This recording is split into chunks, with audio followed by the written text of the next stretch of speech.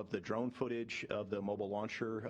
This is essentially a top-down look of the entire mobile launcher, and this is the side that faces the rocket as it lifted off. You can see all the umbilicals in the retracted position, and we will go all the way down to the deck of the mobile launcher here. And we do have a little bit of discoloration simply from the heat of the rocket, but all of the interfaces are in good shape. The mobile launcher itself it has a little bit of damage to it, but it will be ready to fly the crew launch on Artemis 2.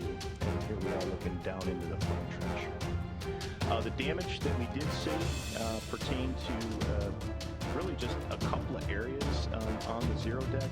If we can pull up the image of the elevator doors, we did. All right, so here we're seeing the image of the mobile launcher deck. We have exhaust that comes out of the solid boosters that is right at 3,000 degrees Fahrenheit, and we had a large amount of water come out of the water birds and the water sound suppression system to keep the deck protected. You can see here that the water sound suppression did a great job with the exception of right around the edges of the flame trench. If we could go to the next photo, and here you're simply seeing some of the paint discolored paint removed. This is the entire deck of the mobile launcher. You see the two tail service mast umbilicals that are in the foreground on the right. Our launch director, Charlie Blackwell Thompson, says she walked into the tail service mast umbilicals and they were pristine inside. So all of the enclosures and all of the close-up activities to basically button this thing up as the rocket was lifting off protected all the rest of the hardware there. There's our elevator doors. The elevator system is not functioning right now.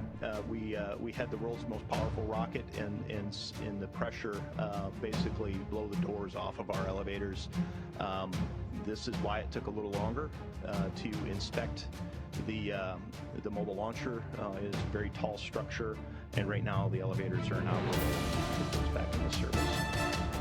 And then if we look at the next photo, I love this photo. When I saw it, I was like, wow.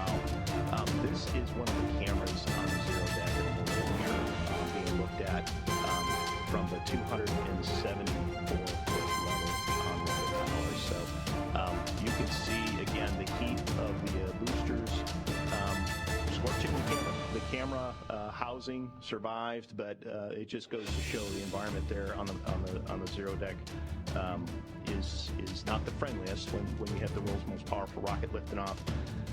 Again, that said, we did a thorough inspection of the mobile launcher, and it has passed. The only items that are noteworthy of damage are the ones that I've shown you there. We did have two cameras out.